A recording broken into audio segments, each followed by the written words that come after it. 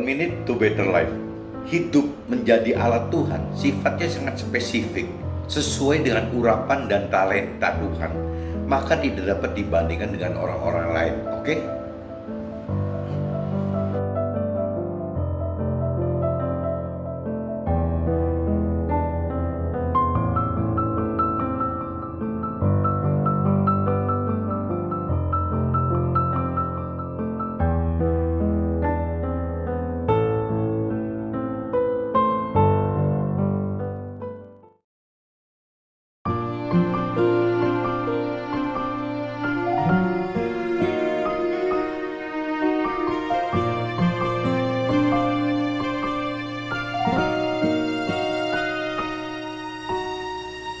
Bila ku angkat tanganku menyerah, Dia akan turun tangan membela, sebab Dia baik, sungguh baik, mujizatnya kan dinyatakan. Ku angkat tanganku menyerahkan semua beban hidupku padanya. Ku angkat tanganku menyerahkan. Ku tahu pasti Dia buka jalan.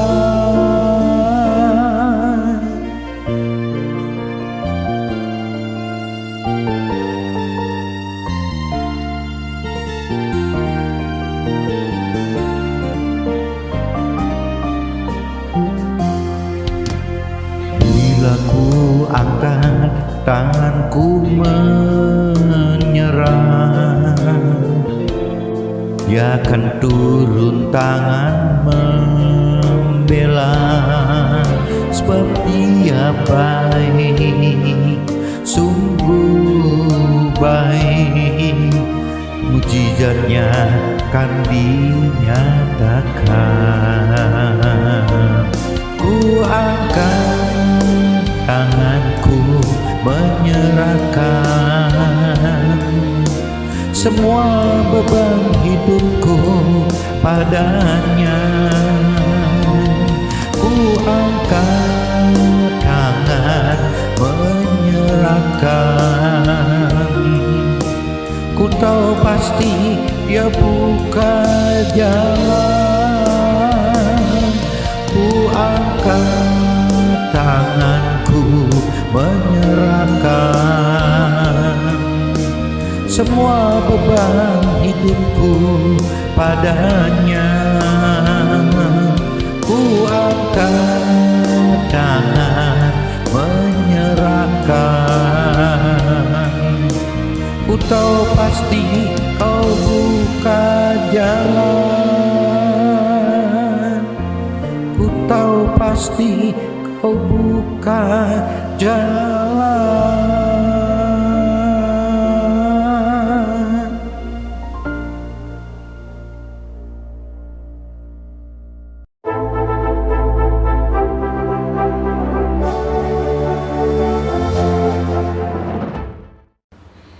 Jumpa kembali di episode Journey Inspiration of Life. Pagi ini saya mau coba sharingkan gitu dengan tema dibenci dan tersisih adalah resiko hidup jika melakukan firman Tuhan gitu. Jadi judulnya itu teman-teman. Kita ini bisa dibenci, bahkan bisa tersisihkan dalam pergaulan. Yaitu adalah resiko apabila kita ingin hidup dengan melakukan firman-firman Tuhan gitu. Nah ini yang saya alamin. Dalam hidup saya itu dapatkan impresi teman-teman dari kitab Matius pasal 10 ayatnya 34 sampai 42. Mungkin saya bacakan secara langsung universal aja teman-teman ya, supaya bisa ditangkap untuk lebih umum gitu. Tapi yang Nasrani coba lihat dari Alkitabnya langsung gitu. Kalau di universal kan firman membawa pemisahan, bagaimana mengikuti firman gitu. Jadi firman membawa pemisahan, bagaimana mengikuti atau melakukan apa yang diperintahkan peraturan oleh firman itu. universalnya gitu teman-teman. Kalau cerita Nasraninya kan Yesus membawa pemisahan bagaimana mengikut Yesus gitu. Jadi saya artikan universalnya Yesus itu adalah firman yang hidup. Jadi saya katakan ini firman saja gitu. Firman membawa pemisahan bagaimana mengikut atau melakukan firman yang Tuhan perintah dan peraturkan dalam ya kitab suci kita gitu. Nah, cuman kalau secara universal kan kitab sucinya beda-beda. Yang Muslim mungkin ya panutannya pakai Al-Quran gitu. Nah, yang Nasrani ya pakai Alkitab. Nah, ada pun untuk yang di luar Muslim dan Nasrani saya kurang tahu harus pakai kitab apa gitu. Yang memang di agamanya diajarkan sebagai kitab suci, sebagai panutan hidup gitu. Cuman yang jelas firman di dalam kitab suci masing-masing kita membawa pemisahan bagaimana mengikut apa yang diperintah peraturkan oleh firman yang diajarkan di dalam kitab suci masing-masing kita itu gitu. Ini saya bacakan teman-teman. Jangan kita menyangka bahwa Tuhan datang untuk membawa damai di atas bumi. Tuhan datang bukan untuk membawa damai, melainkan pedang. Nah, ini kan keras sekali. Ayat di 34 itu keras sekali teman. Jadi jangan bayangkan kalau Tuhan datang itu semua sesuai dengan apa yang kita inginkan, apa yang dunia inginkan gitu. Tuhan katakan di sini bahwa bukan itu parameternya gitu, bukan damai di dunia ini jadi parameter firman Tuhan. Bahkan kalau bicara ekstrimnya, firman itu Tuhan itu seperti pedang gitu, datang seperti pedang gitu. Sebab Tuhan datang untuk memisahkan orang dari ayahnya, anak perempuan dari ibunya, menantu perempuan dari ibu mertuanya, dan musuh orang ialah orang seisi rumahnya. Tuhan malah ingatkan seperti itu gitu. Jadi Tuhan datang itu ibarat gitu ya, memisahkan dari ayahnya. Tetap kita milih firman itu ya, memisahkan anak perempuan dari ibunya, tapi kita lebih pilih firman itu.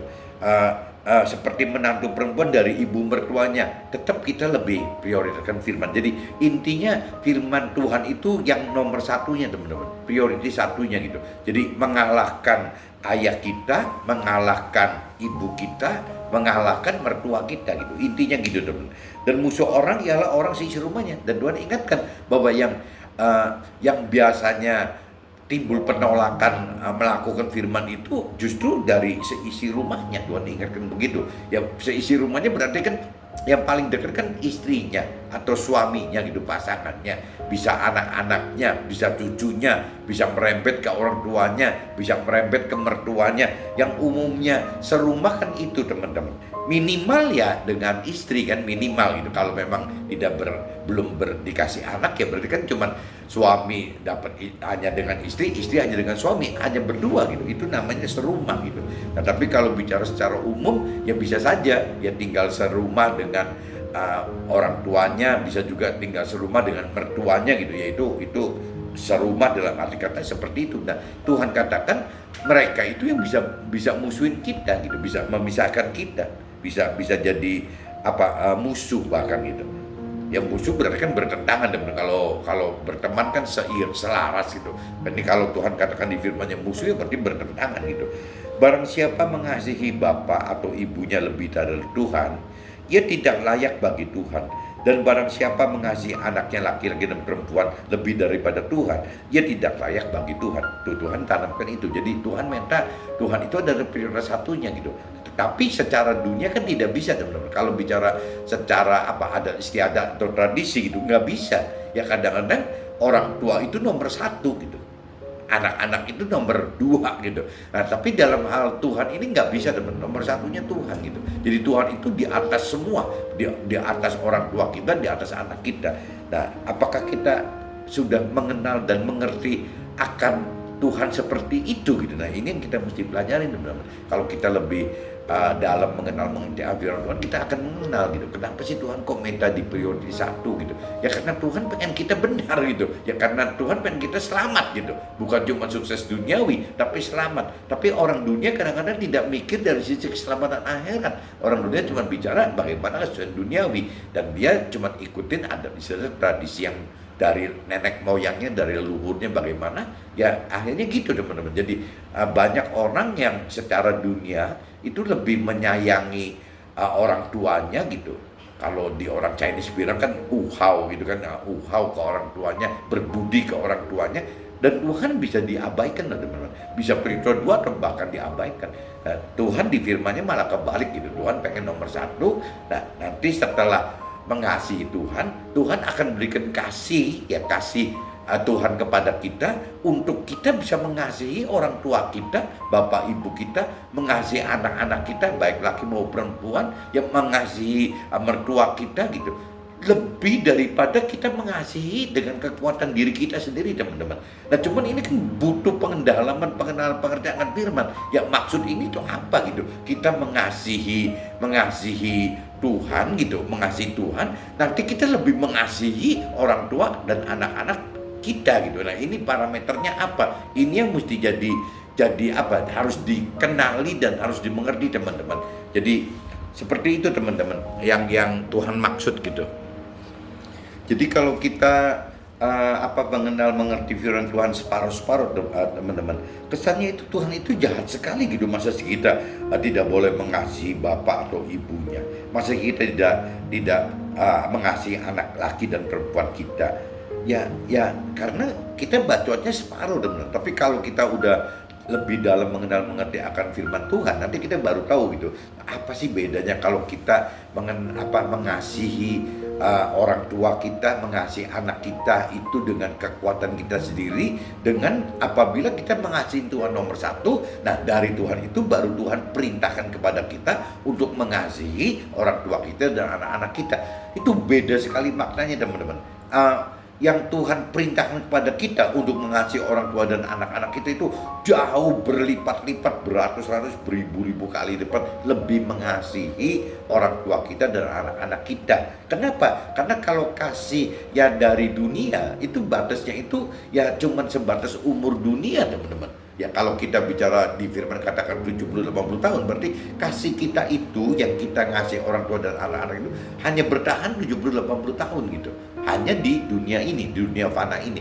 Sedangkan Tuhan katakan dunia fana ini sifatnya sementara. Ya, kasih Tuhan itu bisa terus untuk sampai ke akhirat kekal gitu, sampai ke akhirat kekal. Bahkan kasih yang Tuhan ajarkan kepada kita yang harus kita salurkan, diperintahkan untuk mengasihi orang tua kita, anak kita, yang tapi dari perintah Tuhan loh, kasih yang dari perintah Tuhan itu sifatnya itu keselamatan akhirat, teman, bisa mendapatkan keselamatan akhirat dan sifatnya langgeng, kekal gitu, nggak ada berbatas.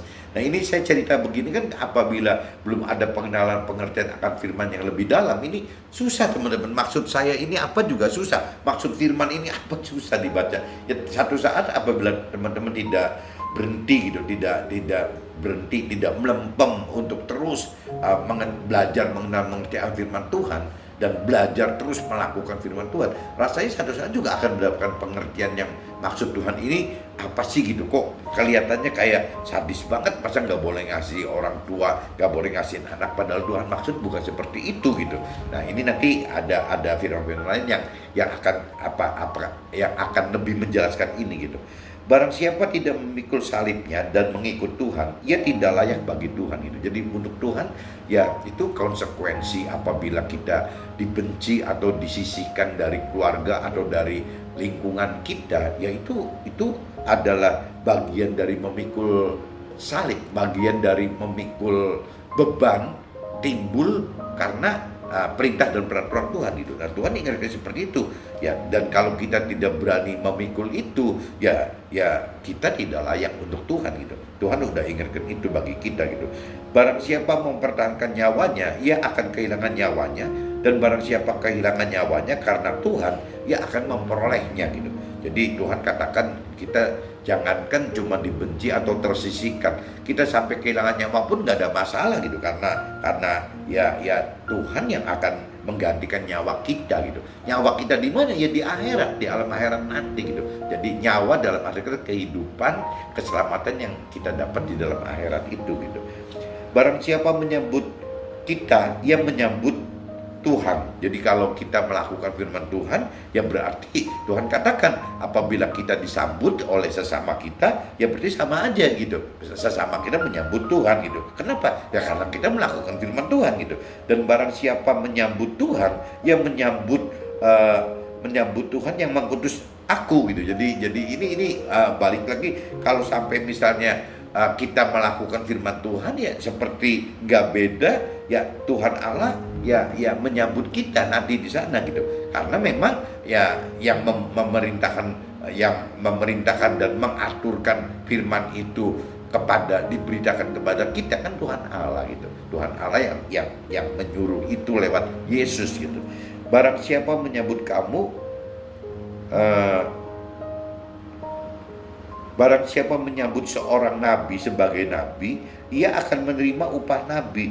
Dan barang siapa menyambut seorang benar sebagai orang benar, ia akan menerima upah orang benar gitu. Dan barang siapa memberi air sejuk secangkir saja pun kepada salah seorang yang kecil ini, karena ia murid Yesus gitu. Yesus berkata kepada kita semua, sesungguhnya ia tidak akan kehilangan upahnya daripadanya gitu. Jadi ya Tuhan Yesus mengajarkan, Tuhan melalui Yesus mengajarkan bahwa ya firman itu harus disampaikan siapa yang jadi siapa yang melakukan firman Tuhan maksudnya gitu. Jadi ya akan mendapatkan ya upahnya gitu nanti di dunia maupun di surga. Kalau upah di akhirat kan kita bicara keselamatan kekal teman-teman. Tapi kalau bicara upah di dalam dunia itu kan kesusahan duniawi gitu. Nah cuman kalau dari prinsip Tuhan kan seperti di kitab Matius 6:33 ayat 33, carilah dahulu kerajaan Allah dan kebenarannya, maksudnya kan carilah Tuhan dan firman-Nya dulu gitu, supaya kita mendapatkan keselamatan akhirat dan nanti maka Tuhan akan tambahkan untuk kesusahan duniawinya. Nah ini sering salah kaprah teman-teman antara kita yang belajar rohani dengan orang dunia gitu. Ya kita kebalik kan, biasanya kita malah terbalik. Carilah ya ini dulu gitu, tambahannya kan berikan bagaimana kita mencukupi bahkan uber sampai kelimpahan soal pakaian, makan, minum dan pakaian gitu. Itu malah utama. Orang dunia kan parameternya itu gitu. Nah masalah keselamatan akhirat, mencari Tuhan, firman untuk keselamatan akhirat ya nanti gitu setelah kesusahan duniawi. Tapi kalau versi Tuhan kan kebalik teman-teman. Jadi carilah gitu. Kalau carilah itu kan bentuk kata aktif ya teman-teman. Jadi bagaimana kita mencari, kita harus berusaha gitu, aktif mencari gitu. Ya carilah Tuhan dan firman-Nya. Itu berarti kita mesti proaktif teman-teman, mencari, bergerak gitu, mencari, bertindak, melakukan gitu untuk mencari Tuhan dan firman-Nya gitu. Tapi maka akan ditambahkan kan bentuknya pasif teman-teman, bukan aktif gitu. Jadi kita ya kalau ditambahkan itu berarti Tuhan yang aktif kan, Tuhan yang proaktif gitu, mencari tambahan untuk kita. Tambahan apa? Tuh tambahan yang urusannya dengan makan, minum dan pakaian yang Tuhan tahu bahwa kita butuh untuk hidup di dunia ini gitu. Nah ini makna kitab Matius pasal 3 ayat pasal 6 ayat 33 ini maknanya itu mesti dimengerti dengan benar dulu teman-teman, bahwa carilah itu adalah bentuknya aktif, bagaimana kita mesti aktif gitu. Tapi maka ditambahkan adalah bagian Tuhan yang proaktif gitu, bagian Tuhan yang aktif untuk kita, mencari tambahan untuk kita, makan, minum dan pakaian dan kebutuhan yang lain yang Tuhan katakan di ayat sebelumnya gitu. Tuhan tahu itu, ya kita tuh tahu gitu. Tuhan tahu bahwa kita butuh itu gitu. Jadi ceritanya gitu teman-teman. Jadi di kitab Matius pasal 10 ayat 34-32 saya udah bacakan seperti itu. Nah ini kalau buat saya pribadi teman-teman, ini terkait dengan kitab Galatia teman-teman. Coba teman-teman cari kitab Galatia pasal 6 teman-teman. Pasalnya pasal 6 dan ayatnya 4-8 aja teman-teman. Ayat 4-8. Nah judul di perikrupnya benarnya salinglah membantu, saling membantulah kita gitu. Jadi judulnya seperti itu. Nah saya coba baca teman-teman. Baiklah tiap-tiap orang menguji pekerjaannya sendiri, maka ia boleh bermegah melihat keadaannya sendiri dan bukan melihat keadaan orang lain. Nah ini kan menimbulkan makna teman-teman bahwa ya tiap-tiap orang menguji pekerjaan sendiri. Jadi ya kita yang harus menguji kita gitu. Ya kita harus menguji kita. Padahal kita makanya boleh bermegah melihat keadaannya sendiri dan kita bisa menilai sendiri, kita bisa bermegah sendiri atas apa yang kita lakukan, apa yang kita kerjakan gitu. Nah, di sini Tuhan firman ingatkan bukan melihat keadaan orang, jadi kita jangan banding-bandingkan apa yang kita kerjakan dengan apa yang orang lain kerjakan. Inti dari ayat 4 itu seperti itu, teman-teman. Jadi Tuhan, firman Tuhan atau Tuhan menghendaki bahwa kita itu ya hidup ya seperti yang kita dapat dorongan gitu dari Tuhan apa? Ya kalau istilah itu kan urapan gitu. Ya dapat urapan dari Tuhannya apa? Dapat talenta dari Tuhannya apa? Ya kita hidup dengan melakukan itu gitu. Ya yang Tuhan suruh untuk kita. Ya tidak perlu ya kita membanding-bandingkan dengan apa yang orang lain lakukan atau apa yang orang lain perkatakan bagi kita gitu. Yaitu apa istilah kalau bahasa sini apa cuek-cuek aja gitu, kita cuek-cuek aja. Nah cuman memang balik lagi ya waktu kita bersikeras melakukan dorongan hati kita atas urapan dan talenta yang Tuhan beri kepada kita masing-masing pribadi, kepada pribadi kita masing-masing, ini konsekuensinya ya harus memikul salib, harus memikul beban yang tadi, harus dibenci atau bahkan bisa tersisihkan gitu, baik dari komunitas umum, bisa juga dari keluarga kita, lebih khususnya dari keluarga kita sendiri.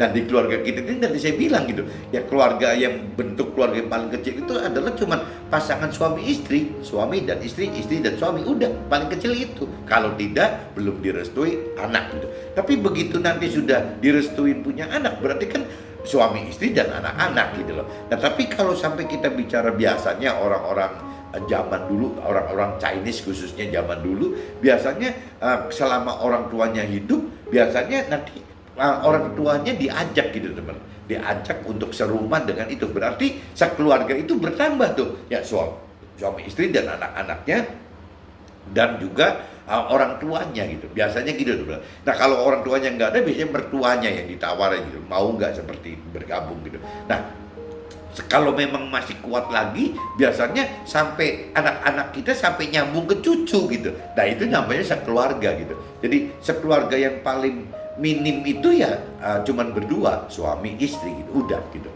Ya adapun keluarga yang besar itu bisa nanti terlibat jadi suami istrinya, anak-anaknya, bisa cucu-cucunya, bahkan kalau umur panjang si orang tua atau mertua juga ikut. Nah itu sekeluarga itu seperti itu parameternya teman-teman. Jadi ya itu konsekuensinya kalau kita istilahnya yang Tuhan inginkan bahwa kita itu harus hidup dengan melakukan apa yang Tuhan urapi dan berikan talenta pada kita. Dengan konsekuensi kita memikul salib, dengan memikul beban, dibenci dan tersisih ya oleh keluarga kita, ya seperti itu ukurannya. Jadi bisa suami istri, bisa juga sampai ke anak cucu dan orang tua atau mertua gitu. Sebab tiap-tiap orang akan memikul tanggungannya sendiri. Jadi Tuhan katakan di situ bahwa bicara kalau kita sebagai manusia gitu di kacamata Tuhan itu sifatnya kan kita ini kan pribadi teman-teman. Jadi kita yang menanggung kita sendiri gitu. Nanti waktu kita di alam akhirat ya kita menanggung kita sendiri, bukan kita menanggung pasangan kita atau anak kita atau cucu kita atau orang tua kita atau mertua kita, tidak gitu. Jadi Tuhan ingatkan bahwa ya di dalam akhirat nanti ya kita menanggung kita sendiri gitu, tidak menanggung orang lain gitu. Dan baiklah dia yang menerima pengajaran dalam firman membagi segala sesuatu yang ada padanya dengan orang yang memberikan pengajaran itu gitu. Ya ini maksudnya ya kita diajar, ya kita mengajarkan kembali, kita mengajarkan kalau pas kita mendapatkan yang dari waktu kita mengajarkan dapat impresi, ya kita juga bisa belajar juga teman. Jadi ya kalau di firman Tuhan ada di firman katakan kan, firman lain katakan kan, firman itu kan seperti pedang bermata dua teman. Jadi tidak pernah ada habisnya gitu. Yang namanya fungsi firman itu nggak pernah habisnya. Jadi waktu kita memberikan sharing firman, kadang-kadang kita juga malah mendapatkan dari sharing kita sendiri gitu. Kadang-kadang mentor rohani mengkhotbahkan sesuatu gitu kepada umatnya gitu, ya si mentor rohani itu malah dapat sendiri gitu ya dari khotbahnya dia. Ya ini memang ibarat pedang bermata dua. Firman Tuhan itu ibarat pedang bermata dua gitu. Jadi selalu akan berguna bagi pihak yang mendengar atau yang memberitakan gitu. Jangan sesat, Allah tidak membiarkan dirinya dipermainkan karena apa yang ditabur orang itu juga yang akan dituainya. Nah ini Tuhan ingin sekali bahwa yang namanya kita melakukan firman seperti yang Tuhan perintahkan ke pribadi kita masing-masing gitu. Ya kalau kita tidak melakukan itu jadi Tuhan merasa kayak dipermainkan karena diabaikan oleh kita gitu.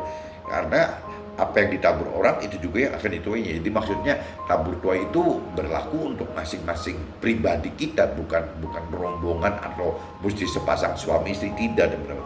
Jadi masing-masing pribadi ya menabur dan menuai sendiri gitu.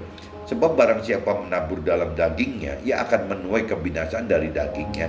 Tetapi barang siapa menabur dalam roh, ia akan menuai hidup yang kekal dari roh itu. Nah ini yang tadi Tuhan katakan bahwa yang namanya urapan talenta Tuhan itu, yang rohani itu sifatnya kan kebanyakan kan bicara dari sisi rohani gitu, dari bukan sisi duniawi gitu. Nah, kenapa urapan talenta itu lebih mengarah ke urusan rohani? Karena memang Tuhan menghendaki ya kita ini parameternya hidup di akhirat yang kekal nanti, teman-teman. Ya bagaimana kita mendapatkan keselamatan akhirat itu sangat priority bagi Tuhan untuk kita gitu. Nah sedangkan si manusianya, kitanya gitu, dengan majority manusia teman-teman kita di dunia ini, dengan kebiasaan dunia ini, dengan tradisi dunia ini, dengan tata krama dunia ini, biasanya umumnya mereka bicara bukan dari keselamatan akhirat, tapi parameter adalah bagaimana menyesuaikan duniawi gitu. Ya, yang dicari itu adalah kesuksesan duniawi dulu gitu, prioritinya. Nah ini bedanya gitu teman-teman. Nah, Tuhan ingatkan di firman yang ini gitu, di firman di ayat 8 ini bahwa ya siapa yang menabur dalam roh ya akan menuai roh gitu. Siapa yang menabur dunia ya akan menuai. Nah bedanya apa? Kalau menabur dunia dan menuai dunia itu cuma ukurannya adalah hidup 70-80 tahun di dunia ini. Sedangkan Tuhan pengen kita hidup itu kan selamanya gitu di alam akhirat. Ya berarti kita harus menabur dan akan menuai roh gitu. Nah menabur menuai roh itu maksudnya menabur itu adalah ya melakukan apa yang Tuhan perintahkan dalam firman-Nya saat hidup di dunia ini gitu. Nah sehingga kita menabur roh gitu, yang Tuhan maksud itu. Nah menabur roh ini akan kita dapat penuaian dari sisi roh nanti di alam akhirat nanti. Kalau di Nasrani teman-teman, beberapa kali saya sharingkan gitu, kalau Nasrani itu kebenaran kan kalau istilah surga itu kan nyebutnya kerajaan surga teman-teman. Kerajaan surga itu ya diidentikan bahwa ada kerajaan surga, ya berarti ada masyarakat di dalam surga itu kan. Ada kerajaannya, ada masyarakat surga, ada kerajaan surga gitu. Nah Tuhan pengen sekali kita itu bukan cuma sekedar masyarakat surga, tapi Tuhan pengen sekali kita itu masuk ke dalam anggota kerajaan surga gitu. Nah ini di dalam anggota kerajaan surga pun kan terpecah-pecah lagi teman, kedudukannya kan tinggi, pangkatnya itu kan beda-beda gitu. Nah yang paling ujung kan Tuhan gitu. Nah Tuhan pengen sekali kita itu yang teratas teman-teman, yang terdekat dengan Tuhan gitu. Nah ini yang kita harus berjuang selama di dunia ini untuk mengubah target yang tadi dikatakan kalau kita menabur dalam roh, ya kita akan menuai dalam roh. Ya maksudnya gitu teman. Jadi apabila kita makin banyak melakukan firman Tuhan itu, perintah peraturan Tuhan di dunia ini, ya kita akan menuai gitu posisi tertinggi di surga nanti gitu, di alam akhirat di surga itu. Nah ini maksudnya seperti itu teman. Ini saya udah bacakan teman-teman, kita Matius 10 ayat 34 sampai 32, Galatia 6 pasal 6, saya udah baca dari 4 sampai 8. Nah ini saya masuk ke dalam sharing saya teman-teman. Mudah-mudahan bisa ditangkap dan nyambung gitu. Sebelum kita mengenal dan mengerti Tuhan lebih dalam, terkesan Tuhan itu baik gitu. Dalam arti kata akan memenuhi apa yang kita pikirkan dan apa yang kita rasakan serta apa yang kita kendaki sesuai jiwa kita. Jadi waktu kita belum mengerti Tuhan secara dalam, kita beranggapan Tuhan itu seolah-olah kayak ya harus mensupport kita, harus mendukung kita gitu. Ya, apa yang kita pikirkan, apa yang kita rasakan, apa yang kita kendaki, ya Tuhan harus dukung. Itu namanya Tuhan yang baik gitu. Sedangkan Tuhan kan bukan begitu dong. Tuhan itu kan bukan bicara baik, Tuhan itu kan pengen benar gitu. Nah benar itu malah kebalik gitu. Bagaimana ceritanya manusia itu harus melakukan apa yang dipikirkan oleh, apa yang dipikirkan Tuhan, apa yang dirasakan Tuhan, apa yang diketahui Tuhan dalam perintah peraturan firman-Nya gitu. Jadi kebalik teman-teman. Jadi orang yang belum mengerti akan firman Tuhan, belum mengerti akan Tuhan lebih dalam gitu, ya selalu beranggapan Tuhan nurut sama kita. Lah akhirnya bukannya kita yang jadi Tuhan gitu, Tuhannya jadi yang disuruh-suruh kita gitu. Nah sebenarnya Tuhan bukan begitu. Tuhan itu kan nggak mungkin diperintah kita, Tuhan yang perintah kita gitu. Nah apabila kita udah dewasa rohani, kita sudah lebih dalam mengerti akan firman Tuhan, kita baru ngerti, baru kenal, baru mengerti bahwa oh Tuhan itu adalah yang merintah kita, yang ngatur kita gitu, melalui firman-firmannya gitu. Nah ini maksudnya gitu teman-teman. Jadi kita jangan terus-terusan gitu ya, sudah usianya makin nambah tapi pola pikirnya kita tetap mau maksa Tuhan mesti nurut kita gitu ya, sesuai dengan pikiran perasaan kehendak kita. Itu salah besar teman-teman. Jadi kita yang mesti terbalik. Kalau kita udah dewasa rohani, kita yang terbalik bagaimana kita mengikuti apa yang Tuhan pikir, rasakan dan kehendaki ya, kita baca di firman-Nya gitu, apa ya kita lakukan gitu. Setelah kita lebih mengenal dan kita sudah hidupkan roh Tuhan yang ada pada kita, karena Tuhan kasihkan roh Tuhan dalam kita masing-masing, di dalam roh kita gitu, tinggal kita mau hidupkan enggak, maka kita jadi lebih mampu mengerti dan lebih mampu melakukan firman-Nya, yang mana firman Tuhan sangat berbeda dengan dengan jiwa kita gitu. Begitu juga dengan cara dan maksud serta tujuan Tuhan berbeda dengan apa yang ditargetkan oleh orang-orang dunia itu gitu. Tadi saya katakan sebelumnya kan, karena target orang dunia adalah kesuksesan duniawi gitu. Bagaimana sukses duniawi ya sampai umur 70-80 tahun. Jadi buru-buru bagaimana segala hal dihalalkan, segala perbuatan dihalalkan gitu, untuk mencapai kesuksesan dunia yang tertinggi ya sebelum umur 70-80 tahun meninggal. Dan itu nanti diwariskan ke anaknya, cucunya gitu. Maksudnya orang dunia seperti itu teman-teman. Nah ini yang berbeda banget dengan Tuhan gitu. Kalau Tuhan malah kebalik, kan pengennya bagaimana dalam usia 70-80 tahun ini, mumpung ada kesempatan kita belajar melakukan sebanyak mungkin firman Tuhan, ya kita lakukan gitu ya, untuk mendapatkan keselamatan akhirat dan positioning yang tinggi di surga gitu. Nah itu Tuhan pengen seperti itu. Bagaimana kita menjadi anggota kerajaan surga yang tertinggi gitu, setinggi mungkin, yang lebih mendekati dengan Tuhan gitu. Nah ini jadi beda sekali dengan orang dunia mengharapkan kesuksesan duniawi, orang rohani mengharapkan keselamatan akhirat gitu. Jadi bertentangan. Untuk mencapai apa yang Tuhan rancang dan kehendaki, akan timbul pertentangan dengan keluarga kita khususnya, dan juga orang dunia pada umumnya, karena apa yang firman katakan berbeda dengan dunia. Nah ini mulai nih teman. Apabila kita sudah mulai mau melakukan apa yang Tuhan sudah berikan kepada kita, bentuknya bisa urapan dan talenta khusus untuk kita, ya ini biasanya mulai nih teman, mulai ditentang oleh keluarga kita gitu. Yang paling berat itu kan keluarga kita teman-teman. Jadi kalau kita urut itu, yang tadi saya katakan keluarga itu yang paling kecil itu kan pasangan suami istri. Nah ini kalau udah bicara suami tidak direstui, didukung sama istri tidak didukung suami, ini udah berat teman-teman, udah paling berat gitu. Nah belum lagi nanti pasangan suami istri ini dikaitkan dengan anaknya gitu, dengan anak-anaknya, belum terkait dengan orang tuanya, belum terkait dengan mertuanya gitu. Nah ini, tapi paling dasar itu adalah biasanya teman-teman, ganjelan itu adanya di pasangan gitu. Jadi si suami terganjal oleh istri, si istri terganjal oleh suami, biasanya seperti itu gitu. Tapi sebenarnya bukan cuma di keluarga saja, bisa juga lingkungan luar eksternal kita juga bisa benci dan menyisihkan kita gitu, bisa teman-teman. Ya memang itu syarat-syarat yang firman yang katakan bahwa kalau mau mengikut Tuhan, mengikut firman Tuhan, melakukan firman Tuhan, ya memang konsekuensinya gitu kok, dibenci dan tersisihkan. Kalau istilah bahasa firmannya ya harus memikul salib katanya gitu. Ya itu konsekuensinya, dengan kita mau tetap hadapin enggak gitu. Kalau kita mau hadapin, ya kita harus mampu hadapin tanpa roh Tuhan tidak akan mampu gitu. Tuhan ingin kita menabur hidup untuk kepentingan akhirat, untuk dapat menuai keselamatan akhirat.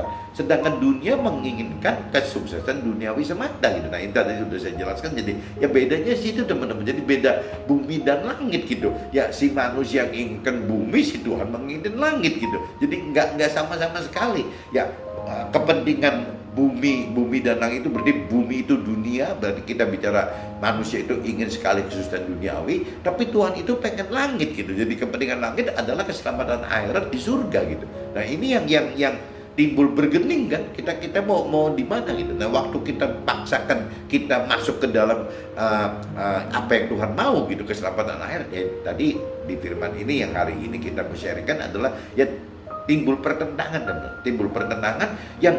yang seperti di kitab Matius 10:34-42 itu kan timbul kita dibenci dan di segala macam itu, sehingga timbul apa ya, timbul kendala-kendala gitu, timbul banyak sekali kendala-kendala yang timbul. Nah di Galatia 6 pasal 4-8 dijelaskan bahwa ya Tuhan ingatkan kita nggak boleh kalah gitu loh ya, karena memang itu konsekuensi mengikut Tuhan seperti itu. Galatia 6:4-8 itu seperti itu loh, menekankan seperti itu. Jadi kita nggak boleh banding-bandingkan orang lain, kita ya kita gitu. Tuhan itu sifatnya pribadi, bahkan tekankan seperti itu gitu. Untuk mencapai rancangan dan kehendak Tuhan bagi kita, sifatnya sangat spesifik, tidak dapat dibandingkan dengan orang lain. Karena urapan dan talenta yang Tuhan berikan kepada setiap manusia berbeda, ya, berbeda kepentingan bagi Tuhan gitu, berbeda kepentingan bagi Tuhannya gitu. Sehingga sifatnya sangat personal bagi pribadi kita masing-masing, sekalipun dalam satu keluarga loh, sekalipun dalam kondisi suami dan istri dan suami gitu. Ini bisa bertentangan sekali, bisa berbeda sekali gitu. Ya karena memang balik lagi ya sifatnya pribadi sekali gitu. Ya masing-masing Tuhan pakai untuk kepentingan Tuhan secara pribadi gitu. Jadi tinggal kita mau pilih siapa gitu. Kita mau pilih Tuhan atau berhenti milih keluarga. Suami berhenti milih istri atau istri berhenti milih suami gitu. Atau terus dengan Tuhan. Ya ini pilihan yang ada di kita teman-teman. Jadi bisa pilih Tuhan, bisa pilih suami, bisa si suami si istri ngalah milih suami, si suami ngalah milih istri, ya bisa ngikutin orang tua gitu, pilih orang tua. Nah, tapi kalau dari sisi rohani, dari sisi Tuhan, ya tetap Tuhan nomor satu gitu. Tuhan pengen banget bahwa kita ini semua ya nomor satukan Tuhan. Nanti setelah kita semua nomor satukan Tuhan, itu Tuhan itu bukan maksudnya tidak baik loh. Tuhan itu baik sekali dan Tuhan itu pengen benar gitu. Ya waktu kita benar-benar mengasihi Tuhan nomor satu, waktu kita nurut, taat, takut akan Tuhan nomor satu, nanti semua diberesin Tuhan kok teman. Ya yang misalnya contoh suami nakal gitu ya, suami yang usil, yang nakal gitu. Ya setelah suami itu mengasihi Tuhan, suami itu akan lebih mengasihi istrinya loh, daripada dia dulu kasih dia terhadap istri seperti itu gitu. Ya jadi kasih manusia terhadap manusia itu tidak akan bisa menangin kasih Tuhan, kasih manusia yang Tuhan beri untuk manusia lain gitu. Ketangkap nggak teman-teman? Jadi kalau misalnya mungkin kalau ibaratnya saya orang mobil, saya lebih ngerti ke soal mesin mobil. Jadi ibaratnya kalau kita bicara mesin mobil teman-teman, mesin mobil itu apabila kita mencintai pasangan kita, kalau saya sebagai suami itu mencintai istri, ya seperti mesin mobil yang standar. Kalau kita mengasihi Tuhan dulu, saya mengasihi Tuhan dulu, baru Tuhan perintah saya mengasihi istri. Itu ibarat mesin tadi teman-teman, dikasih turbo loh, sama Tuhan dikasih turbo gitu. Ya mesin standar dikasih turbo gitu, sehingga kasihnya lebih besar gitu daripada mesin standar gitu.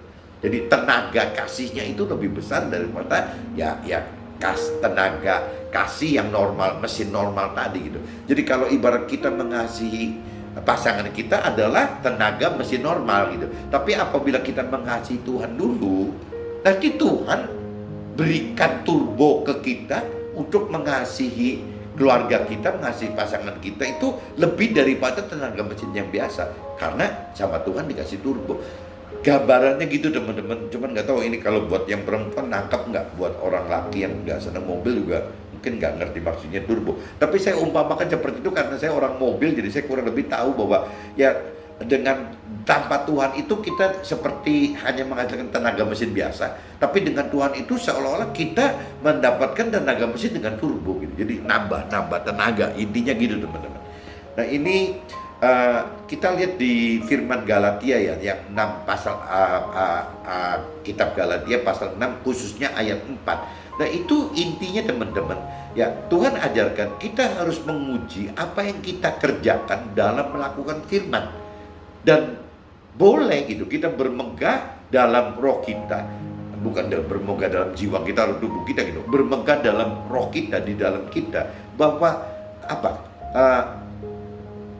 atas apa yang kita sudah lakukan dan hasilkan gitu, yakni menjadi pelaku firman dan belajar mengajarkan firman dengan menjadi saksi sebagai firman yang hidup, dengan tidak melihat apa nih, melihat keadaan orang lain gitu. Jadi maksudnya gini teman, firman Galatia pasal 6 ayat 4 mengajarkan kita harus menguji apa yang kita kerjakan dalam melakukan firman Tuhan gitu. Dan setelah kita melakukan firman, kita boleh bermegah teman atas apa yang kita sudah lakukan. Yang kita sudah lakukan itu secara nggak sadar kita sudah jadi pelaku firman teman. Bahkan kita sudah meningkat lagi, kita belajar mengajarkan firman melalui, karena saya bukan mentor rohani, kita yang bukan mentor rohani gitu ya, melalui ya sebagai hidup sebagai saksi firman ya, firman yang hidup gitu. Jadi orang akan melihat kita ya pasti akan ingat firman Tuhan, intinya itu ya. Dan kita tidak perlu banding-bandingkan dengan orang lain, kita tidak perlu melihat orang lain ya, kita gitu. Nah ini kadang-kadang ngomongnya gampang teman-teman, seperti saya hari ini pagi ini ngomongnya gagah sekali, gampang sekali, tapi prakteknya nggak mudah teman-teman. Jadi selalu akan timbul keraguan, apa kita salah enggak ya, apa kita seperti yang Tuhan inginkan enggak ya, nanti bagaimana ya reaksi keluarga kita, selalu itunya ada teman-teman. Nah itu kembali lagi ya, kita mesti dalam Tuhan itu harus ada kekuatan tubuh jiwa roh gitu. Jadi jiwa kita yang selalu teman-teman terlalu menghalangi perkembangan roh kita, ini selalu dihalangi oleh jiwa kita. Kalau masalah nanti roh kita udah kuat sekali, biasanya jiwa dan tubuh kalah teman-teman. Tapi kalau jiwa yang lebih menang, nanti rohnya nggak bisa berkutik teman-teman. Yang hidup cuma jiwa sama roh. Nah orang dunia itu cuma banyak yang gitu teman-teman. Yang hidup itu hanya jiwa dan tubuhnya gitu, nggak bisa rohnya hidup. Jadi cuma tubuh sama jiwa dan tubuh saja yang hidup. Nah sedangkan Tuhan pengennya roh yang hidup. Waktu roh hidup, jiwa dan tubuh mengikuti gitu. Oke teman-teman, mungkin intinya gitu. Jadi teman-teman jangan bingung apabila memang waktu ingin taat, takut akan Tuhan, mengalami dibenci, mengalami disisihkan, yaitu adalah sebagian resiko hidup jika kita memang ingin melakukan Tuhan. Oke, see you, bye-bye.